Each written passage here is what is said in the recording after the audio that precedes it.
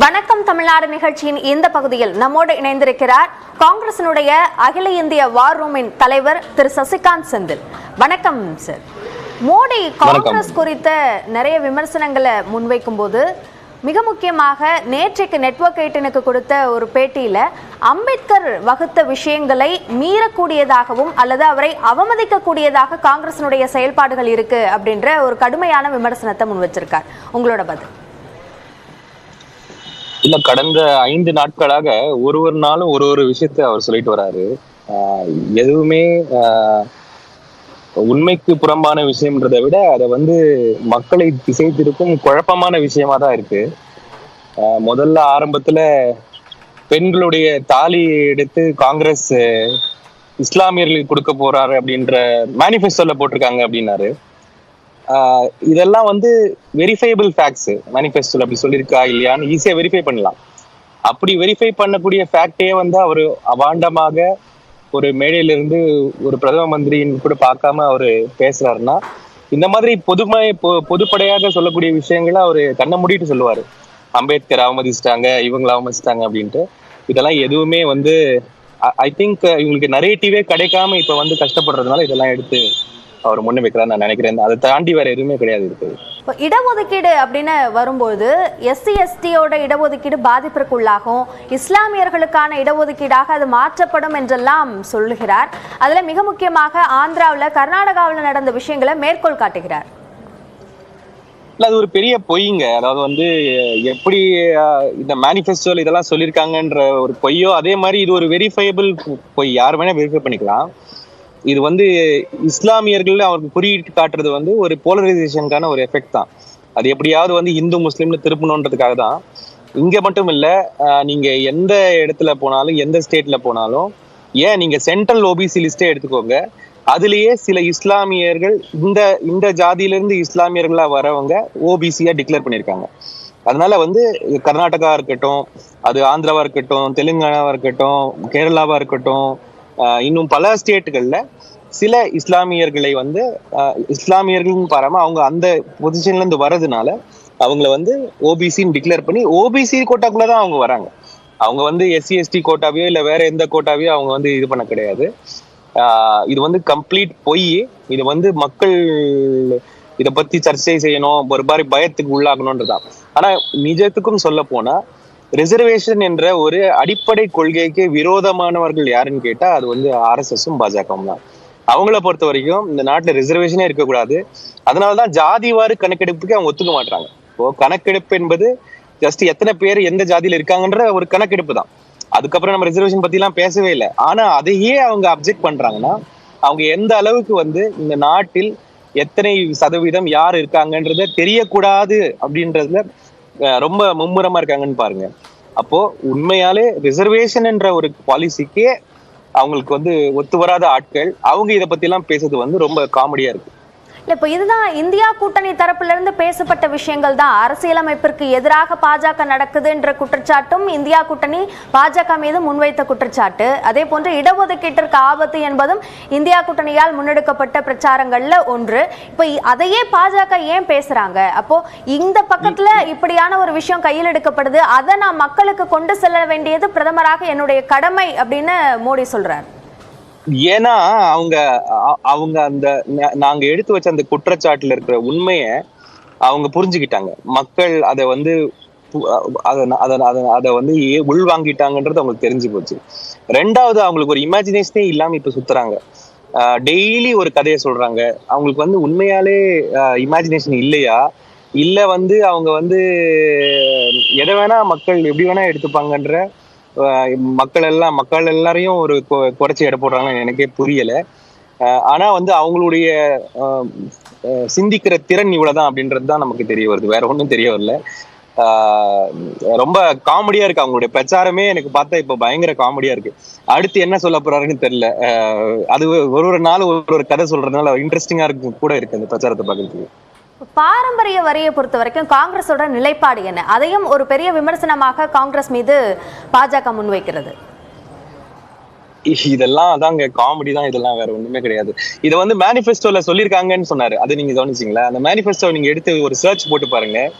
எங்கேயுமே அந்த ரீடிஸ்ட்ரிபியூஷன்ற வார்த்தையோ இல்ல இன்ஹெரிட்டன்ஸ் டாக்ஸ்ன்ற வார்த்தையோ கிடையவே கிடையாது.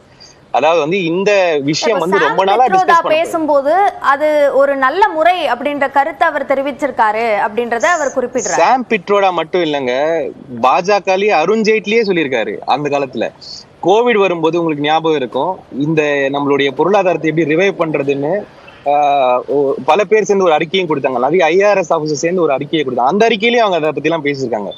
வெல்த் டாக்ஸ் பத்தியும் இன்ஹெரிட்டன்ஸ் டாக்ஸ் பத்தியும் ரொம்ப நாளா எக்கனாமிஸ்ட் வந்து அவங்களுக்கு கருத்துக்களை சொல்லிட்டு வராங்க. காங்கிரஸ் இதை சொல்லிச்சு, காங்கிரஸ் இதை பண்ண போகுதுன்னு சொல்றது வந்து ஒரு இமேஜினேஷன் எட்டாத ஒரு கதை. இன்னைக்கு நீங்க அவங்க பாஜகலே பல பேர் இதை பத்தி பேசியிருக்காங்க. அவங்களுடைய ஓன் எக்கனாமிக் அட்வைசரே பேசியிருக்காரு. இது வரணும் அப்படின்றது வந்து பல எக்கனாமிஸ்டோட கருத்து. ஆனா வந்து அது காங்கிரஸ் செய்ய போறாங்கன்னு சொன்னது வந்து அது மோடியோடைய ஒரு இமேஜினேஷன், மோடியோடைய ஒரு தந்திரம். அவ்வளவுதான். தந்திரம்னு கூட சொல்ல முடியாது. இது ஒரு காமெடியா போயிட்டு இருக்கு டெய்லி. நாளைக்கு என்ன சொல்ல போறாருன்னு எனக்கே தெரியல. அடுத்து புதுசா ஏதாவது ஒரு கதையை ஆரம்பிப்பாருன்னு நினைக்கிறேன். இந்த பிரச்சாரங்களாக இருக்கட்டும், இல்ல நிதி ஒதுக்கீடு, வெள்ளத்திற்கோ இல்ல வறட்சிக்கோ நிதி ஒதுக்கீடுலையோ இந்த 2 கட்ட தேர்தல் பாஜகவிற்கு சாதகமாக அமையல, அதனால இது போன்ற விஷயங்கள்ல பாஜக ஈடுபடுது அப்படின்ற விமர்சனத்தையும் முன்வைக்கப்படுது. எந்த அடிப்படையில அவர்களுக்கு சாதகமாக இந்த 2 கட்ட தேர்தல் அமையல அப்படின்ற முடிவுக்கு வரீங்க?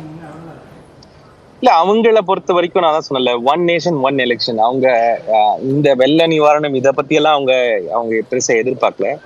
அவங்க என்ன நினைக்கிறாங்கன்னா, ஒரே சென்டிமெண்ட்டை வச்சு ரெண்டு எலெக்ஷன் நடத்தணும்னா அதை வந்து மக்கள் உள்வாங்கி ஒரே ஓட்டு போட்டுருவாங்க அப்படின்றது அவங்களுடைய எண்ணம். ரெண்டாவது வந்து அவங்க இந்த நாட்டை வந்து ஒரு கண்ட்ரோலுக்கு கொண்டு வர விரும்பினாங்க. இந்த ஃபெடரல் ஸ்ட்ரக்சரு, இந்த இண்டிபெண்டா இருக்கிறது, உரிமைகளுக்காக போராடுவது, இதெல்லாம் அவங்களுக்கு பிடிக்காத ஒரு விஷயம். பாஜகவை நீங்க வந்து பேசிக்கா புரிஞ்சுக்கிட்டீங்கன்னா அவங்க ஏன் இதெல்லாம் பண்றாங்கன்றது தெரியும். அவங்கள பொறுத்த வரைக்கும் உரிமைகளே இருக்கக்கூடாது, அவங்கள பொறுத்த வரைக்கும் கடமைகள் தான் இருக்கணும். சோ நீங்க நாளைக்கு வந்து உங்களுடைய சம்பளத்தை, ஒரு மாத சம்பளத்தை தான் நாட்டுக்காக கொடுங்க, இது உங்க கடமைன்னு சொல்லுவாங்க. இந்த மாதிரி தான் அவங்க பேசுற ஆட்கள். அதனால வந்து இவங்க ஒரு பழமை வாதிகள். அவங்க வந்து அந்த ஒரு ஒரு ஒரு ஒரு ஒரு ஒரு ப்ராக்ரெசிவான ஆட்களே கிடையாது. ஸோ அவங்களுடைய எண்ணம் எல்லாம் அந்த பழைய சிஸ்டம் கண்ட்ரோல் கொண்டு வரணும், ஒரே கண்ட்ரோல்ல இருக்கணும்ன்றதுதான். அப்போ அவங்க என்ன நினைக்கிறாங்க, பொலிட்டிக்கலாவும் நம்ம கண்ட்ரோல் பண்ணலாம் அப்படின்றது முதல் படியாக அந்த 1 நேஷன் 1 எலெக்ஷன் அவங்க கொண்டு போறாங்க. அமேதி, ரேபரேலி இந்த தொகுதிகளுக்கு காங்கிரஸ் வேட்பாளர்கள் எப்போ அறிவிக்கப்படுவாங்க? ஏன் இவ்வளவு தாமதம்? இல்ல, காங்கிரஸ் பொறுத்த வரைக்கும் வேட்பாளர் அறிவிப்புக்கெல்லாம் வந்து ஒரு ப்ராசஸ் உண்டு. அது வந்து ஒரு பல ஸ்டேஜை தாண்டி தான் அந்த அறிவிப்பு நடக்கும். அதுல நிறைய விஷயங்கள் டிஸ்கஸ் பண்ணப்படும். ஒரே ஆள் முடிவெடுக்கிறதா இருந்தா ஒரு ராத்திரில வந்துடும். ஆனா அது அப்படி கிடையாது. நிறைய விஷயங்கள் டிஸ்கஸ் செய்யப்படும். அது கூடிய சீக்கிரமே அறிவிக்கப்படும். இல்ல, இப்ப அந்த முடிவுகள் இவ்வளவு பெரிய ப்ராசஸ்ல எடுக்கப்பட வேண்டிய முடிவுகள்லாம் எடுக்கப்பட்டுச்சு. ஆனா ராகுல் காந்தியும் பிரியங்கா காந்தியும் தான் இதுல தங்களோட முடிவை சொல்லாம இருக்காங்க அப்படின்ற ஒரு தகவலும் வெளியாகுது. அது உண்மையா? இல்ல, அப்படியெல்லாம் யாருமே தனிப்பட்ட விஷயத்தெல்லாம் எங்கேயுமே இது பண்ண மாட்டாங்க. கண்டிப்பாக எங்களுடைய சிஇசி, அதாவது சென்ட்ரல் எலெக்ஷன் கமிஷன், அவங்க வந்து கமிட்டி வந்து அவங்களுடைய முடிவை சொல்லுவாங்க. அதை எல்லாருமே கட்சியில எடுத்து பண்றதுதான் எங்களுடைய வேலை. இல்ல, இது வந்து ஒரு தயக்கம் அப்படின்னு பார்க்கணுமா, இல்ல இது ஒரு வியூகம் அப்படின்னு பார்க்கணுமா? இல்ல, இது தயக்கம்ன்ற இதுவே கிடையாது. ஒரு நிறைய விஷயங்கள் அங்க டிஸ்கஸ் செய்யப்படும். நிறைய பொலிட்டிக்கலா சில விஷயங்கள் பேசுவாங்க. அதையெல்லாம் அதை பேசிக்கு அப்புறம் தான் அந்த முடிவுகளை எடுப்பாங்க. இன்னைக்கு ராயபரேலி, அமேத்தி மட்டும் இல்லை, இன்னும் பல இடங்கள்ல 6th phase 7th phase இன்னும் சீட் டிக்ளரேஷன் இருக்கு. அது கூட இது சேர்ந்து வரும். இது ரெண்டுக்குமான எதிர்பார்ப்பு அதிகமாக இருக்கக்கூடிய நிலையில எப்போ எதிர்பார்க்கலாம் இதற்கான அறிவிப்பு? இல்ல, இது கூடிய சீக்கிரமே. எனக்கு தெரிஞ்சு மீட்டிங் நேத்து முந்தானத்து கூட நடந்திருக்கு. அது மறுபடியும் கண்டினியூ பண்ணி ஒரு லிஸ்ட்ல அது வெளியாகும். எல்லாமே ஒண்ணா தனியா லிஸ்ட் அனுப்ப மாட்டாங்க. ஒரு லிஸ்ட்ல தான் எல்லாமே வெளியாகும். ஸோ மற்ற இருக்கிற சீட்ஸ் எல்லாத்தையும் சேர்த்து அதுவும் வெளியாகும்.